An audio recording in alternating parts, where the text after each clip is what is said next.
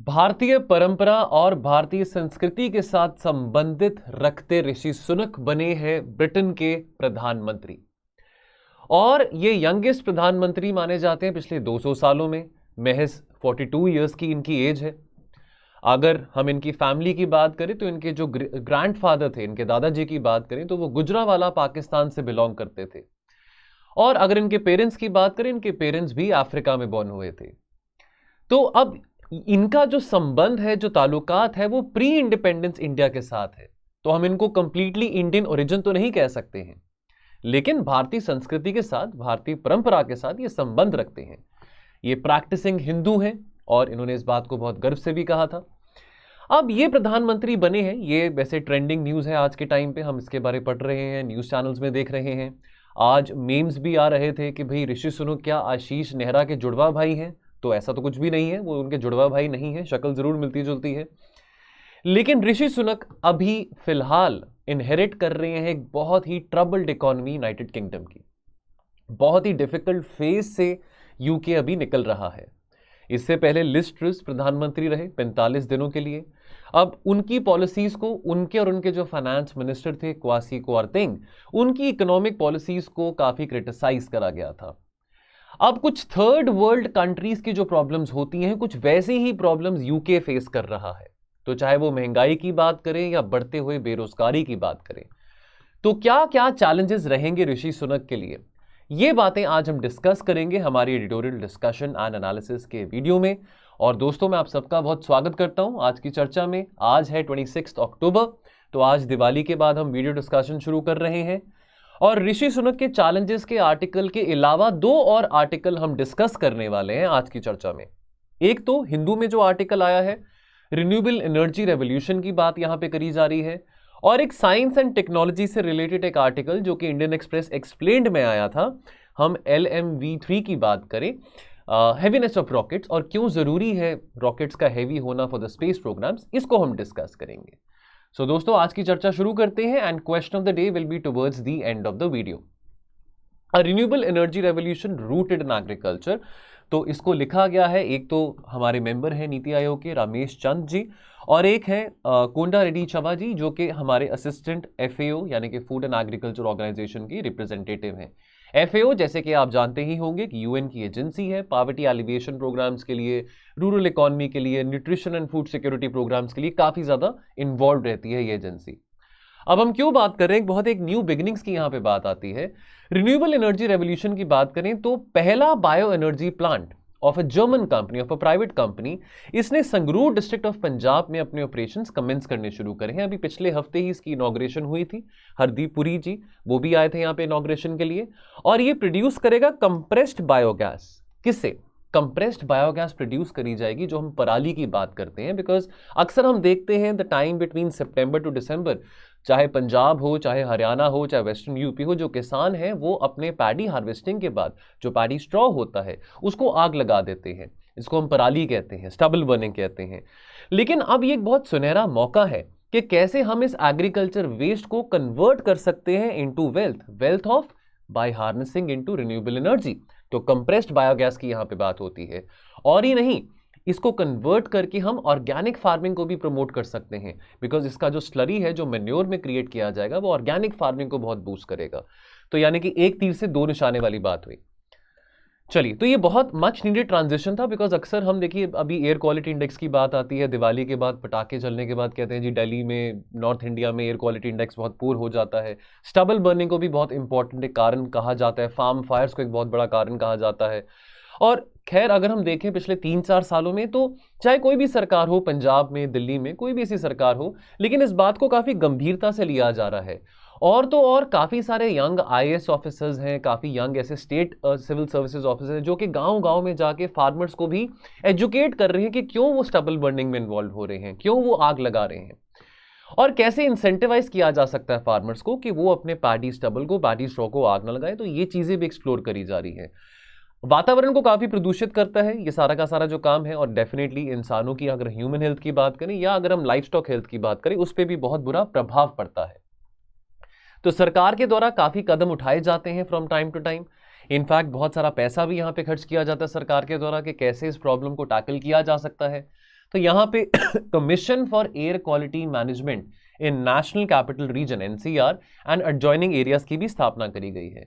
अब इसके चलते, इस कमीशन के चलते यहां पे एक बहुत कॉम्प्रिहेंसिव फ्रेमवर्क यहां पे डिजाइन किया गया है, एक एक्शन प्लान डिजाइन किया गया है कि कैसे प्रिवेंट किया जा सकता है। कंप्लीटली कहना कि स्टबल बर्निंग को हम बंद कर देंगे, वो अभी इतनी जल्दी तो नहीं होने वाला, लेकिन सक्सेसिवली हम देख रहे हैं कि the incidents of farm fires they have been reducing year after year. तो इसको मिटिगेट करने के एक्शन प्लान इस कमीशन के द्वारा बनाए जाते हैं। इन सिटू मैनेजमेंट यानी कि विद इन द फील्ड कैसे प्रिवेंटिव मेजर्स लिए जा सकते हैं, और एक्स सिटू यानी कि एक्सटर्नल, यानी कि जो पैडी स्ट्रॉ है उसको बाहर कैसे लेके जाके ये मिटिगेट किया जा सकता है कि जो पैडी स्ट्रॉस को बर्न ना किया जाए एक्स सिटू तरीके से। तो एक्स सिटू मेजर्स की बात करें, जहां पे क्रॉप रेजिड्यू मैनेजमेंट की बात आती है, तो पैडी स्ट्रॉ को लेके जाया जाता है जो बायोमास पावर प्रोजेक्ट्स हैं, थर्मल पावर प्लांट्स हैं, वहां पे लेके जाया जाता है, और इसको इस्तेमाल किया जाता है as a feed stock for the 2G ethanol plants, या for the feed stock in the compressed biogas plants, और perhaps as the fuel in the industrial boilers. तो यानी कि ये विद इन द फार्म ये मेजर्स नहीं उठाए जा रहे हैं, बस फार्म से कलेक्ट किया जा रहा है पैडी स्ट्रॉ और बाहर यहां पे लेके जाया जा रहा है इन प्लांट्स में। लेकिन अभी भी बहुत लंबा सफर है जो हमने तय करना है। देखिए पैडी स्टबल को लेके बहुत ज़्यादा अटेंशन पॉलिसी मेकर्स के द्वारा, फार्मर्स के द्वारा, फार्म एक्टिविस्ट, एग्रीकल्चर एक्टिविस्ट के द्वारा दी जा रही है, इसको काफ़ी अटेंशन दी जा रही है। वाई? बिकॉज दिसंबर तक हम देखते हैं कि पोल्यूशन बहुत ज़्यादा रहता है। एयर क्वालिटी इंडेक्स, अब अक्सर ये कहा जाता है कि दिल्ली का जो एयर क्वालिटी इंडेक्स है बहुत पुअर जो है, उसका बहुत बड़ा जो श्रेय है, बहुत बड़ा कारण है वो पंजाब और हरियाणा में जो किसान, जो हमारे भाई हैं, जो फार्म फायर्स प्रैक्टिस करते हैं, स्टबल बर्निंग करते हैं, इसके कारण वो कॉज कहा जाता है। तो डेफिनेटली इसको बहुत एक सीरियस नजरिए से देखा जा रहा है। लेकिन यह भी पाया जा रहा है, रिसेंटली काफी स्टडीज भी करी गई हैं, IITs के द्वारा भी स्टडीज करी गई हैं, यह भी देखा जा रहा है कि केवल खारिफ हार्वेस्टिंग के टाइम पे, पैडी हार्वेस्टिंग के टाइम पे नहीं, लेकिन राबी हार्वेस्टिंग के टाइम पे भी पराली को आग लगाया जाता है। और जब तक ये प्रैक्टिसेस को रोका नहीं जाएगा, जब तक किसानों को कोई इंसेंटिव नहीं दिया जाएगा, तब तक इस जो प्रॉब्लम के जो इंपैक्ट है हमारे वातावरण में बहुत गंभीर रहने वाले हैं। तो सॉल्यूशंस की रिक्वायरमेंट है, इन सर्च फॉर सॉल्यूशंस। तो नीति आयोग ने 2019 में ना फूड एंड एग्रीकल्चर ऑर्गेनाइजेशन को, जो कि मैं फिर से रिपीट करता हूं, एक UN की एजेंसी है, पॉवर्टी एलिवेशन प्रोग्राम के लिए, फूड एंड न्यूट्रिशन सिक्योरिटी के लिए काफी इंपॉर्टेंट रोल प्ले करता है FAO। 2019 में नीति आयोग ने अप्रोच किया कि बताइए कि कैसे हम ये जो पैडी स्ट्रॉ है, अगर हम स्टबल की बात करें, जो कि किसान, जो हमारे लोग हैं जो आग लगा देते हैं, कैसे इसको हम कन्वर्ट कर सकते हैं, एग्रीकल्चर वेस्ट को कैसे वेल्थ में कन्वर्ट कर सकते हैं। तो बहुत सारी टेक्निकल स्टडीज़ करी गई थी, IITs के द्वारा भी बहुत स्टडीज़ करी गई थी, टेक्निकल कंसल्टेशन करी गई थी प्राइवेट कंपनीज़ के साथ भी और पब्लिक सेक्टर कंपनीज़ के साथ भी, कि कैसे जो क्रॉप रेजिड्यू सप्लाई चेन है उसको कैसे मैनेज किया जा सकता है, स्पेसिफिकली इन पंजाब, जहाँ पे collection of the paddy straw, ठीक है, पैडी स्ट्रॉ यानी कि जो एक बाय प्रोडक्ट होता है, जब हम पैडी को हार्वेस्ट करते हैं, तो जो पैडी स्ट्रॉ यानी कि राइस स्ट्रॉ की बात करें, that is a by product of the paddy harvesting.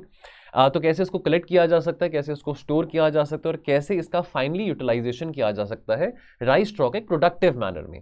ठीक है, क्या हम बिजली का उत्पादन कर सकते हैं इसको यूटिलाइज करके? तो एग्रीकल्चर वेस्ट इनटू वेल्थ वाली बात आ जाती है। तो यहाँ पे स्टडी करेगी FAO के द्वारा। तो यहाँ पे क्या फाइंडिंग्स आई हैं? यहाँ पे कुछ ऐसी फाइंडिंग्स हमारे सामने आई हैं कि अगर हम 30%, अगर हम राइस स्ट्रॉ की बात करें, अगर उस जो यानी कि जो लेफ्ट ओवर होता है आफ्टर द राइस हार्वेस्ट, अगर उसको हम इकट्ठा करते हैं और अगर हम इन्वेस्ट करते हैं लगभग 2200 करोड़ रुपए, तो that would be very important, यानी कि वो बहुत सफिशिएंट होगा अगर हम उसको कलेक्ट भी कर सकें, ट्रांसपोर्ट कर सकें और स्टोर कर सकें to the compressed biogas plant within a 20-day period. इससे क्या होगा, जो ग्रीन हाउस गैस इमिशंस है वो रिड्यूस होंगे, ठीक है, by about 9.7 million tons of carbon dioxide equivalent and लगभग 66,000 टन्स ऑफ पार्टिकुलेट मैटर 2.5। और यहां पे स्टडी में यह भी पाया गया था कि जो किसान है वो 550 से लेकर 1500 पर टन ऑफ राइस कमा सकते हैं depending upon the market conditions. तो यानी कि विन विन सिचुएशन की बात आती है। तो यहां पे हम बात करेंगे वर्बियो एजी की, जो कि एक जर्मन कंपनी है, प्राइवेट कंपनी है। वर्बियो इंडिया प्राइवेट लिमिटेड एक 100% सब्सिडरी है ऑफ द जर्मन वर्बियो एजी। इसको अप्रूवल मिला पंजाब की सरकार से बैक इन 2018।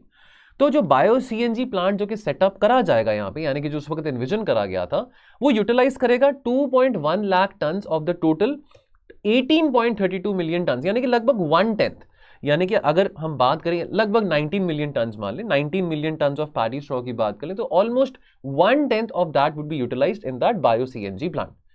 अब ये प्लांट यूज करेगा 1 lakh ton of paddy straw produce from approximately 16,000 hectares of paddy fields. और जो पैडी रेजिड्यू है, ठीक है, यानी कि पैडी हार्वेस्टिंग के बाद जो सामान रह जाता है उसको कलेक्ट किया जाएगा इसी साल से to produce 33 tons of compressed biogas and 650 tons of fermented organic manure. तो यानी कि अगर हम फर्मेंटेड ऑर्गेनिक मेन्योर की बात करें तो ऑर्गेनिक फार्मिंग को भी बूस्ट देने की यहाँ पे बात करी जा रही है। तो बेनिफिट्स की जहां पे बात आती है तो डेफिनेटली तो यहाँ पे वेल्थ फ्रॉम वेस्ट की बात आती है, सर्कुलर इकोनॉमी की बात आती है, रीयूजेबिलिटी की, रीसाइक्लिंग की यहाँ पे बात आती है। अगेन यहाँ पे ऑर्गेनिक फार्मिंग को बूस्ट मिलेगा। ऑर्गेनिक फार्मिंग को बूस्ट मिलेगा तो डेफिनेटली जो डिपेंडेंसी है फर्टिलाइजर्स के ऊपर, पेस्टिसाइड्स के ऊपर, वो कम होगा। और कहीं ना कहीं डायरेक्ट और इनडायरेक्ट एम्प्लॉयमेंट अपॉर्चुनिटीज भी जो हमारे यूथ है, जो रूरल यूथ है, उनको भी मिलेगा। तो game changer, definitely game changer है, specially for the rural economy. बहुत सारे इसके एनवायरमेंटल बेनिफिट्स है, बिकॉज अभी हमने पढ़ा कि अगर हम ग्रीन हाउस गैस मिटिगेशन की बात करें, कार्बन डाइऑक्साइड गैस मिटिगेशन की बात करें, वो भी यहाँ पे देखने को मिलेगा। बूस्ट मिलेगा रिन्यूएबल एनर्जी को, ठीक है, वैल्यू एडिशन होगा इकोनॉमी के लिए। फार्मर्स की इनकम में यहाँ पे हम एक इंक्रीमेंट देख सकते हैं, है ना, उनको भी इंसेंटिव मिलेगा यहाँ पे। और जरूरी है कि इस इनिशिएटिव को हम across the length and the breadth of the country replicate करें। कुछ एडिशनल इंफॉर्मेशन की बात करें तो ये जो प्लांट है जिसको इनॉग्रेट 18 अक्टूबर को किया गया है संगरूर में, ये जो कंप्रेस्ड बायोगैस प्लांट है, प्रेजेंटली इसकी जो प्रोडक्शन है वो कितनी है, 6 टन्स पर डे, यानी कि 6 टीपीडी, टन्स पर डे यानी कि टीपीडी। लेकिन आने वाले समय में इस प्लांट में कैपेसिटी है कि वो प्रोसेस कर सकता है 300 tons per day of paddy straw to produce 33 tons per day of compressed biogas using 8 digesters. और यही नहीं, लेकिन अब ये सिर्फ एक ही जगह की बात हो रही है, सिर्फ संगरूर डिस्ट्रिक्ट की बात हो रही है पंजाब। यहां पे डायरेक्ट और इनडायरेक्ट एम्प्लॉयमेंट अपॉर्चुनिटीज भी रूरल यूथ को बहुत ज्यादा मिलने वाली है। तो दोस्तों ये कुछ बातें इस आर्टिकल में थी। अगले आर्टिकल के टुवर्ड्स बढ़ते हैं, the heaviness of rockets, why it matters in space flight. तो देखिए अभी बहुत एक अच्छी बात हुई है, अभी बहुत एक हिस्टोरिक बात हुई है। अभी रिसेंटली संडे की बात है, इसरो ने क्रॉस किया एक बहुत important milestone with the successful launch of LVM, launch vehicle mark 3 one web India 1 mission on Sunday. बहुत इंपॉर्टेंट आर्टिकल है ये, अगेन प्री ओरिएंटेड भी और थोड़ा सा एनालिटिकल बातें यहाँ पे मेंस ओरिएंटेड भी आ जाता है। अब इस रॉकेट में कैपेसिटी है कि 6 टन्स ऑफ पेलोड को LEO यानी कि लोअर अर्थ ऑर्बिट में प्लेस कर सकता है। तो दो तरह के ऑर्बिट्स होते हैं, LEO और दूसरा क्या होता है, जियोसिंक्रोनस ट्रांसफर ऑर्बिट, GTO। ठीक है, तो ये बहुत हिस्टोरिक बात है because this is the most के that any ISRO mission has delivered in the space till 2022। अब ये सिंबॉलिक क्यों है, तो ये सक्सेस जो इस फ्लाइट का है केवल इसी बात को रिवैलिडेट नहीं करता हमारी इसरो की, अगर हम टेक्निकल कैपेसिटी की बात करें, टेक्निकल स्केलेबिलिटी की बात करें, तो ये तो बहुत ऐतिहासिक बात है। तो ये जो लॉन्च व्हीकल है, जो अगर हम LMM3 की बात करें, तो this is very keenly await, तो ये बहुत अभी यूटिलाइज किया जाएगा for the keenly awaited mission. अगर हम गगनयान की बात करें, जो हमारा मैंड मिशन है, मैंड जो स्पेसक्राफ्ट मिशन है to the lower earth orbit.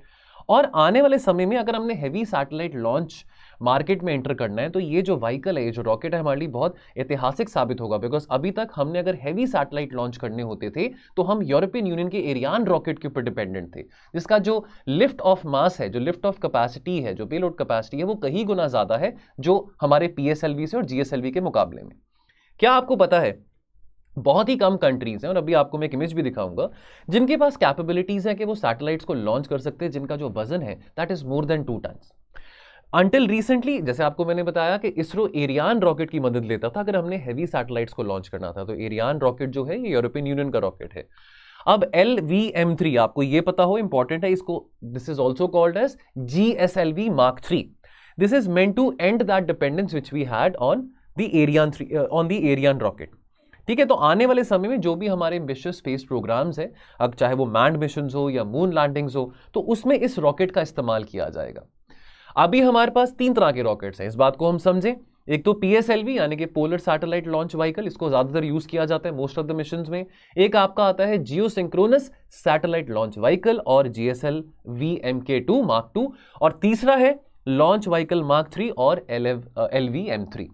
अब अगर हम परफॉर्मेंस की बात करें हमारे रॉकेट्स की, तो जो PSLV है वो ज्यादातर यूज करा गया है 1993 से। As many as 53 successful missions हमने यहां पे देखी हैं PSLV के द्वारा। 2 मिशंस हैं जो कि फेल हुई हैं। GSLV Mark 2 रॉकेट की बात करें तो उसको 14 मिशंस के लिए यूटिलाइज किया गया है, जिसमें से 4 मिशंस में हमने फेलियर्स देखा था। और अगर LVM3 की हम बात करें, इसको अभी तक 5 बार यूज किया गया है, including to the lunar mission अगर हम चंद्रयान 2 की बात करें, और इसने अभी तक डिसअपॉइंट नहीं करा है। So this is good news. आपको ये बात भी पता होनी चाहिए, एडिशनल इंफॉर्मेशन है यहाँ पे, कि इसरो अभी काम कर रहा है एक रीयूजेबल लॉन्च व्हीकल के ऊपर, RLV। Again this is a new kind of rocket जो स्पेस डेब्रिस की प्रॉब्लम को टैकल करेगा, बिकॉज यहां पे क्या होगा, this will not end up in space as waste. Instead इसको यूटिलाइज किया जा सकता है, रीयूटिलाइज किया जा सकता है multiple times for various satellite launch missions. अब यहां पे हम बात करें दोस्तों, तो जो LVM-3 है, देखिए यहां पे 30 साल से ज्यादा टाइम लगा है, हमारे साइंटिस्ट का यहां पे योगदान लगा है कि कैसे इंडिजिनियसली में एक रॉकेट यहां पे डेवलप कर सकें जो कि हेवियर पेलोड्स कैरी कर सकता है लो अर्थ ऑर्बिट्स में और जियोसिंक्रोनस ट्रांसफर ऑर्बिट्स में भी। ठीक है, अब अगर हम इसकी टेक्निकल स्पेसिफिकेशन की आगे बात करें, देखिए पहले उसके बारे में समझना जरूरी है। रॉकेट जो है ना, अब चलो अगर हम सड़कों पे हमने जाना है तो हम गाड़ियाँ यूज़ करते हैं, आप जहाज़ पे जाते हैं, अगर आपने बाय एयर ट्रैवल करना है, आप आप जहाज़ पे बाय सी पे भी जा सकते हैं। तो अनलाइक द व्हीकल्स जो लैंड पे चलती हैं, जो रॉकेट्स हैं, ये बहुत इनएफिशिएंट मीडियम ऑफ ट्रांसपोर्ट माना जाता है। वाई? अब रॉकेट का जो वेट है, चलो रॉकेट का जितना मर्जी वेट हो, लेकिन जो पैसेंजर यानी कि जो पेलोड कॉम्पोनेंट है ऑफ द रॉकेट, वो कितना होता है, सिर्फ 2 से 4% of the weight of the rocket. Because why? Because ज़्यादातर जो weight of the rocket utilise किया जाता है वो किया जाता है फ्यूल के ऊपर। अब फ्यूल चाहे सॉलिड हो, चाहे लिक्विड हो, चाहे क्रायोजेनिक हो, बट फ्यूल के ऊपर इतना वेट क्यों यूटिलाइज किया जाता है? बिकॉज अब ये जो सैटेलाइट हमने लॉन्च करनी है, जो हमने चीज़ भेजनी है, इतने डिस्टेंस पे भेजनी है, स्पेस में भेजनी है, तो वहाँ पे ग्रेविटी का जो फोर्स है उसको ओवरकम करने के लिए बहुत ज़्यादा फ्यूल की रिक्वायरमेंट रहती है, बहुत ज़्यादा थ्रस्ट की रिक्वायरमेंट रहती है टू द रॉकेट। नाउ अब इसकी हम टेक्निकल स्पेसिफिकेशन की बात करें तो इसका जो लिफ्ट ऑफ मास है वो 640 टन है। तो अगर मैं एरियान की अगर बात करूं, एरियान रॉकेट की जो कि यूरोपियन यूनियन का है, उसका जो लिफ्ट ऑफ मास है लगभग 780 टन के आसपास है। लेकिन चलो ये तो लिफ्ट ऑफ मास हो गया, लेकिन अगर हम बात करें कि कितना पेलोड कैपेसिटी है, payload capacity to the LEO यानी कि लोअर अर्थ ऑर्बिट, तो लोअर अर्थ ऑर्बिट है LEO, उसका डिस्टेंस कितना है अर्थ की सरफेस से? 200 किलोमीटर। ये बात आपको पता हो। तो payload capacity to the LEO कितना है? 8 टन। और payload capacity to the GTO की बात करें यानी कि जियो स्टेशनरी ट्रांसफर ऑर्बिट्स, तो यानी कि GTO का डिस्टेंस कितना है अर्थ की सरफेस से? लगभग 35,000 किलोमीटर। तो वहां पे पेलोड कैपेसिटी कितनी है? 4 टन के आसपास। However, LMV-3 is not particularly weak अगर हम इसको कंपेयर करें बाकी रॉकेट्स के साथ जो कि बाकी देशों के द्वारा यूटिलाइज किया जाता है। तो यहां पे आपके सामने मैं अगर एरियान की बात करूं, ये यूरोप का रॉकेट है। लॉन्ग मार्च की बात करूं, ये चाइना का हैवीएस्ट। अब देखिए यहां पे इसका जो लिफ्ट ऑफ मास है लॉन्ग मार्च का, जो कि चाइना का हैवीएस्ट रॉकेट माना जाता है, वो 850 टन है। लेकिन इसकी payload capacity lower earth orbit में तो है नहीं, लेकिन GTO में 14 टन के आसपास है। सबसे ज्यादा किस में है? फैल्कॉन में, स्पेस एक्स जो कि एलॉन मस्क की कंपनी है। स्पेस एक्स का जो लिफ्ट ऑफ अगर मैं मास की बात करूं तो 1420 टन है। और अगर payload capacity in the lower earth orbit की बात करूं तो कितना है? 64 टन। वहां पे अगर हम नासा का स्पेस लॉन्च व्हीकल की बात करें तो lift of mass space x से तो ज्यादा ही है, 3000 टन का है, लेकिन payload capacity lower earth orbit में निल है। तो ये कुछ कंपैरिजन यहां पे आ जाता है। तो स्पेस एक्स के बारे में जैसे अभी हमने बात करी। अब अगर हम अपने रॉकेट्स की बात करें तो PSLV की जो पेलोड कैपेसिटी है LEO में और GTO में, और अगर हम GSLV Mark 2 की भी बात करें तो अगेन आप देख सकते हैं कि जो हमारी जो पेलोड कैपेसिटी है LVM-3 में काफी ज्यादा है as compare to PSLV and as compare to GSLV MK2। अब आपको यह भी पता होना चाहिए कि जो size of the launch vehicle है वो 3 चीजों पे निर्भर करता है। एक तो डेस्टिनेशन इन स्पेस, जहां पे वो जा रहा है, जहां पे रॉकेट जा रहा है। दूसरी बात, what kind of fuel is being used, whether solid fuel is being used, whether liquid propellant है, सॉलिड प्रोपेलेंट है, या क्रायोजेनिक है, मिक्स है, और साइज ऑफ द पेलोड। ये तीनों बातों पर निर्भर करता है। ठीक है, लेकिन यहां पे the choice of any 2 of these variables, तो यहां पे अगर हम कौन से काइंड ऑफ फ्यूल यहां पे यूटिलाइज किया जा रहा है और साइज कितना है पेलोड का, ये दोनों बातें बहुत इंटरलिंक्ड है। और जो डेस्टिनेशन है वो इन दोनों बातों पे बहुत निर्भर करता है। तो destination the space where the rocket is headed towards, that is dependent upon what kind of fuel is being utilised and what is the size of the payload. Now अब जायंट लीप फॉर मैनकाइंड की यहां पे बात आती है। तो 20 जुलाई 1969 Neil Armstrong ने जब कहा था, अपोलो मिशन की बात करें, जब उन्होंने when he stepped on the moon, that this is a giant leap for mankind. But क्या आपको पता है कि जायंट लीप फॉर मैनकाइंड, एक बहुत बड़ा milestone for Mankind, was never about setting foot on the moon but reaching the lower earth orbit, right? In fact, it takes half as much as energy for a rocket to travel to the moon from the LEO, लेकिन it takes a lot of energy for the rocket to travel to the LEO because बहुत सारी gravity को overcome करना पड़ता है। Just imagine LEO lower earth orbit का distance कितना है अर्थ से? केवल 200 किलोमीटर। और अगर हम मून की बात करें तो डिस्टेंस कितना है अर्थ से, 4 लाख किलोमीटर। लेकिन कितनी एनर्जी रिक्वायर्ड है, काफी ज्यादा एनर्जी रिक्वायर्ड है अगर रॉकेट को पहले लोअर अर्थ ऑर्बिट में भेजना है। Why? Because to overcome the gravity. चलिए लास्ट आर्टिकल आज का जो हम डिस्कस करेंगे ऋषि सुनक के डिफिकल्ट चैलेंज के बारे। नाउ अब जैसे हम स्टेगनेंट इकोनॉमी की बात करें, बहुत क्रिटिसाइज करा गया है लिस्ट ट्रूस की इकोनॉमिक पॉलिसीज को काफी। देखिए अब मीम्स भी आ रहे हैं सोशल मीडिया पे कि 45 डेज की सरकार थी, मोहम्मद बिन तुगलक टाइप इकोनॉमिक पॉलिसीज वो फॉलो कर रहे थे। भाई ये कैसी पॉलिसीज हुई कि आप खर्चा बढ़ाना चाह रहे हैं लेकिन अमीरों को टैक्स नहीं करना चाह रहे हैं, है ना। अब जो P45 टैक्स है, यानी कि वैसे तो यूके में एक बहुत एस्टैब्लिश बात है, 2009-2010 से काम चलता आ रहा है कि जो भी इंसान 120,000 पाउंड से ज्यादा कमा रहे हैं, 1,20,000 पाउंड से ज्यादा कमा रहे हैं, उनको 45% इनकम टैक्स देना पड़ता है। क्वासी क्वारतेंग जो कि फाइनेंस मिनिस्टर थे लिस्ट ट्रूस के, उन्होंने कहा कि ये टैक्स हम हटा रहे हैं, ये टैक्स इनको नहीं देना पड़ेगा लोगों को जो इस ब्रैकेट में आते हैं, लेकिन खर्चा हम बढ़ा रहे हैं। तो देखिए अब बहुत मुश्किल सिचुएशन से यूके निकल रहा है। अगर हम इन्फ्लेशन की बात करें 10.1% इन्फ्लेशन है। चलो हम अक्सर कहते हैं कि रुपी इतना ज्यादा नहीं गिरा as compare to the dollar, pound बहुत ज्यादा गिर गया है। यहां पे भारत में इन्फ्लेशन 7% है ना। अब यूके में इन्फ्लेशन 10.1% है। तो अब अगर हम बात करें, India has already overtaken UK as the 5th largest economy, है ना। लेकिन अब again this is a very sorry state of affairs for UK, because UK is facing problems of like a third world country.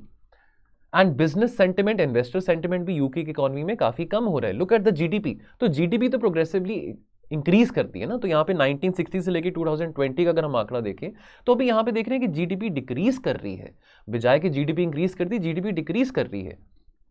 अब यहाँ पे government finances की हम बात करें तो यहाँ पे एक एनालिसिस किया गया था by the institute of fiscal studies in the UK.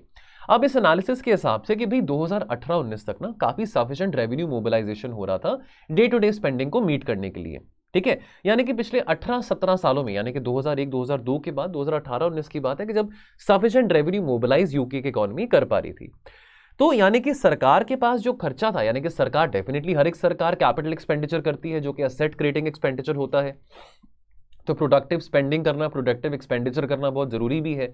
तो यानी कि revenue day to day expenditure के लिए मीट हो रहे थे, रेवेन्यू मोबिलाइजेशन। और सरकार जो पैसे बोरो कर रही थी मार्केट से, यूके की सरकार, that was only for investment spending, है ना। नाउ बट अब पैंडेमिक आया, लॉकडाउन आए, ठीक है, सब कुछ बंद हो गया था। तो डेफिनेटली सोशल वेलफेयर पॉलिसीज भी यूके की बहुत एफिशिएंट है, बहुत स्ट्रांग है। तो इकोनॉमिक इंपैक्ट देखा हमने पैंडेमिक पे, तो सरकार ने खर्चा और बढ़ा दिया। तो रेशो जो है of revenues to the current spending, जो कि 2018-19 तक सरप्लस में था, that went to a deficit, that is over 11% of national income within 2 years. यानी कि अगर 100 रुपए का खर्चा, यानी कि अगर 100 रुपए सरकार के पास आ रहे थे तो सरकार 111 रुपए खर्च कर रही है, ठीक है। अब वैसे तो देखिए अब वो फिस्कल डेफिसिट की बात और होती है कि जब हम एक्स्ट्रा अगर हम पैसे बोरो कर रहे हैं मार्केट से for productive expenditure, capital expenditure, लेकिन डे टू डे एक्सपेंडिचर को मीट करने के लिए अगर आप पैसे बाहर से बोरो करना शुरू कर देंगे तो वो आपकी इकोनॉमी के लिए अच्छी सिचुएशन नहीं होगी। इन्फ्लेशन तो बढ़ेगा, बेरोजगारी भी बढ़ेगी, और आपका जो सारे के जो मैक्रो इंडिकेटर्स हैं आपकी इकोनॉमी के, वो भी डिक्लाइन करेंगे। अब कॉन्सिक्वेंसेस की बात करें, अब देखिए अब डेफिनेटली या तो सरकार अपनी स्पेंडिंग को कट डाउन करे, ठीक है, और अपने रेवेन्यूज को बढ़ाए। ये दोनों बातें नहीं हो पा रही हैं। अब सरकार ने कहा कि चलो हम ऑस्टेरिटी मेजर्स को प्रमोट करेंगे, बहुत कठोरता से मेजर्स को प्रमोट करेंगे, हम पब्लिक ट्रांसपोर्ट जो है वो थोड़ा जो फीस है वो बढ़ा देंगे, लोगों की सैलरीज को कट डाउन कर देंगे, है ना। तो अब that would obviously involve taking a lot of politically sensitive decisions. Already अगर ओपिनियन लोगों के अंदर, महंगाई बहुत है, वहां पे रशिया यूक्रेन की लड़ाई चल रही है, गैस प्राइसेस की प्रॉब्लम है, ब्रेक्सिट का ट्रांजिशन भी ठीक तरह से नहीं हो पाया है, बहुत सारी प्रॉब्लम्स ब्रिटेन में चल रही हैं as far as how to trade with the other countries in European Union. Already Britain और आयरलैंड के बीच में झगड़ा चल रहा है, अगर हम नॉर्दर्न आयरलैंड प्रोटोकॉल बिल की बात करें। तो अब और बहुत सारी प्रॉब्लम्स हैं। अब इसके बीच में अगर आप गवर्नमेंट ऑफिशियल्स की सैलरीज कट करना शुरू कर देते हैं या पब्लिक यूटिलिटीज के खर्चे बढ़ा देते हैं तो definitely people will backfire. Third world problems for UK, look at the retail inflation which has always stayed below 2.5%. this has skyrocketed to double digit 10.1%, and this is coming on the back of reduced incomes of the people, because जो cost of living है वो बहुत बढ़ चुका है, inflation बढ़ी है, cost of living बढ़ चुका है, वहां पे नौकरियां नहीं है, परचेजिंग पावर पैरिटी में, परचेजिंग पावर कैपेसिटी में हम डिक्लाइन देख रहे हैं, एनर्जी प्राइस इन्फ्लेशन देख रहे हैं, तो चाहे ऑयल है चाहे वो गैस है। वैसे भी रशिया ने नॉर्थ स्ट्रीम पाइपलाइन अब शट डाउन कर दी है, तो आने वाले टाइम में विंटर्स में यूरोपियन यूनियन को, यूके को बहुत प्रॉब्लम भी आने वाली है कि गैस की कहाँ से वो सोर्स करेंगे। तो यहाँ पे रिटेल इन्फ्लेशन का भी आपके सामने चार्ट है। तो मोरॉन प्रीमियम की हम बात करें, देखिए अब अगेन वही बात आती है कि जो लिस्ट ट्रूस की जो पॉलिसी थी, जो मैं आपको मोहम्मद बिन तुगलक टाइप जो इकोनॉमिक पॉलिसीज की बात करता हूं, तो लिस्ट ट्रूस और उनके जो फाइनेंस मिनिस्टर क्वासी क्वारतेंग थे, उनका डिसीजन था कि हम स्पेंडिंग को खर्चा कर देंगे, लेकिन हम जो सबसे ज्यादा अमीर लोग हैं उनके ऊपर ज्यादा टैक्स भी लवाई नहीं करेंगे, टैक्स कट देंगे उनको। ठीक है, कैसे? और ज्यादा पैसा हम मार्केट से बोरो करेंगे। तो जो इन्वेस्टर्स थे, ठीक है, तो ऑब्वियसली इन्वेस्टर सेंटिमेंट हिट हुआ, इन्वेस्टर्स ने अपने असेट्स बेचने शुरू कर दिए, करेंसी बेचनी शुरू कर दी, गवर्नमेंट बॉन्ड्स बेचने शुरू कर दिए, पाउंड का जो एक्सचेंज रेट था as compare to the dollar वो बहुत ज्यादा गिरना शुरू हो गया, so pound depreciated very badly against the dollar. उसके चलते फिर इंपोर्ट्स और कॉस्टली होने शुरू हो गए, और इंटरेस्ट रेट जो थे इकोनॉमी में वो भी बहुत ज्यादा बढ़ गए थे, है ना। अब इंक्रीज इंटरेस्ट रेट थे, now this is being referred to as the moron premium which the people of UK have to pay because which the people of UK had to pay because of these, adventurous economic policies of Liz Truss and her finance minister. Now, what are the challenges ahead? Inflation को contain करने के लिए कोई भी सरकार हो, ये problem किसी भी देश में आ सकती है, इन्फ्लेशन को कंटेन करना है, एट द सेम टाइम आपने कॉस्ट ऑफ लिविंग क्राइसिस को भी एड्रेस करना है। कैसे करेंगे? आप फिस्कल पॉलिसीज को टाइटन करेंगे, मॉनेटरी पॉलिसी को टाइटन करेंगे, अगर आप ऑस्टेरिटी के टुवर्ड्स मूव करना चाहते हैं। इसका मतलब क्या होगा? इसका मतलब जो इंटरेस्ट रेट है यूके का वो बढ़ेगा, इंटरेस्ट रेट बढ़ेगा, लोअर स्पेंडिंग होगी, और टैक्सेस को आप अगर इंक्रीज करेंगे तो लोगों को हिट करेगा, ऑलरेडी जब कॉस्ट ऑफ लिविंग क्राइसिस में लोग रह रहे हैं। ठीक है, सो अगर टैक्सेस को आप बढ़ाते हैं तो चैलेंज क्या रहेगा ऋषि सुनक के लिए कि Britain will become less attractive for the investors कि वो आके वहां पे इन्वेस्ट करें, बिजनेस अपॉर्चुनिटीज वहां पे कम आएंगी, बिजनेस अपॉर्चुनिटीज वहां पे कम आएंगी तो जॉब क्रिएशन ज्यादा नहीं होगा। ठीक है, तो ये कुछ चैलेंजेस हैं जो कि ऋषि सुनक के लिए आगे लाई करते हैं। सबसे इंपॉर्टेंट चैलेंज वो है पॉलिटिकल स्टेबिलिटी का। देखिए अब यूके एक डेवलप्ड कंट्री है, तो देखिए पॉलिटिकल स्टेबिलिटी होना बहुत ज़्यादा ज़रूरी है। ठीक है, अफ्रीकन कंट्रीज़ में चलो हम मानते हैं, साउथ एशियन कंट्रीज़ में पॉलिटिकल इंस्टेबिलिटी देखते हैं कि वहाँ पे नहीं होती, कभी मिलिट्री कू हो जाता है, कोई सिविल वॉर होता है, लेकिन ये बात यूके में पहली बार देखने को मिल रही है। ठीक है, तो अगर आपके यहाँ पे एक politically stable गवर्नमेंट है तो definitely that will help in flourishing international trade and business as well. लेकिन अभी के टाइम पे जो हम कंजर्वेटिव पार्टी की बात करें वो अपने आप में बहुत डीपली डिवाइडेड है। आपको याद होगा 90s में ऐसी पॉलिटिकल इंस्टेबिलिटी हमने भी देखी थी, इंडिया में भी देखी थी। ठीक है, तो अब यूनाइट करना कंजर्वेटिव पार्टी में जो टोरीज हैं, the members of the conservative parties, उसको यूनाइट करना वो एक बहुत इंपॉर्टेंट चैलेंज रहेगा ऋषि सुनक की लीडरशिप के लिए। तो क्रेडिबिलिटी उनकी डेफिनेटली अब यहाँ पे टेस्ट की जाएगी, उनकी लीडरशिप स्किल्स यहाँ पे टेस्ट की जाएगी। उम्मीद करते हैं कि यूके में पॉलिटिकल स्टेबिलिटी हो। इंडिया यूके रिलेशंस कैसे आगे अनफोल्ड करेंगे ये भी देखने वाली बात रहेगी, बिकॉज लेट्स नॉट फॉरगेट कि India and UK they have also envisioned to sign a free trade agreement. Now definitely we wouldn't want to sign a free trade agreement with the kind of political and economic instability in UK at the moment. So let's see in the times to come कि UK में कैसे political और economic stability restore back होती है। Now before I leave you, I must share with you the question of the day. Agriculture waste can be resourceful in India's transition towards clean energy. Comment in 150 words. दोस्तों कल वाले question को बहुत सारे लोगों ने आंसर नहीं करा, तो मैं आपको फिर एक रिक्वेस्ट करना चाहता हूं कि जो ये फ्री इनिशिएटिव है, अगर आपने दिवाली के पटाखे चला लिए हैं, दिवाली की छुट्टियां मना ली हैं, तो वापस अब आते हैं, वापस अब थोड़ा एक स्टडी मोड में आते हैं, सीरियस मोड में आते हैं, तो प्लीज़ आप अपने क्वेश्चंस को अटेम्प्ट करिए। ये जो क्वेश्चन है, हमने जो पहला आर्टिकल डिस्कस किया था हिंदू का, उसको पढ़ के आप इजिली इस क्वेश्चन को आंसर कर सकते हैं। तो once again I would request all of you, आप अपनी पार्टिसिपेशन को इंक्रीज करिए और इस क्वेश्चन को पोस्ट करिए हमारे टेलीग्राम ग्रुप में। What is the name of a telegram group? Editorials with mains answer writing. Now अगर आप इस टेलीग्राम ग्रुप का एक्सेस लेना चाहते हैं तो आप अभी वीडियो देखते हुए डिस्क्रिप्शन बॉक्स में जाएं, वहां पे आपको ये लिंक दिखाई देगा। इस लिंक को अगर आप क्लिक करेंगे तो आपको हमारे टेलीग्राम चैनल के टुवर्ड्स रीडायरेक्ट किया जाएगा, या फिर आप हमारे नंबर पे हमको मैसेज भी ड्रॉप कर सकते हैं 6280133177। टेलीग्राम की ऐप से आप एक मैसेज ड्रॉप कर सकते हैं कि भी हमें कुछ टेलीग्राम ग्रुप में ऐड होना है, तो प्लीज़ मेरे को ऐड कर दीजिए। तो ये आपको मैं बताना चाहता हूं अगर आप इस वीडियो को पहली बार देख रहे हैं। ठीक है, सो इस करके दोस्तों आज बेस्ट आंसर मैं शेयर नहीं कर रहा हूं, बिकॉज कोई पार्टिसिपेशन मेरे को देखने को नहीं मिल रही है इस डेली इनिशिएटिव में। तो आप पार्टिसिपेट करेंगे तभी हमारे पास एक सैंपल ऑफ आंसर्स होंगे जिसमें से हम कोई बेस्ट आंसर सेलेक्ट कर पाएंगे। बहरहाल बेस्ट आंसर जो मॉडल आंसर है वो आपके साथ शाम को 6 बजे पिन कर दिया जाएगा टेलीग्राम के ग्रुप में। And before I leave I also must let you know हमारी प्रीलिम्स की टेस्ट सीरीज के बारे।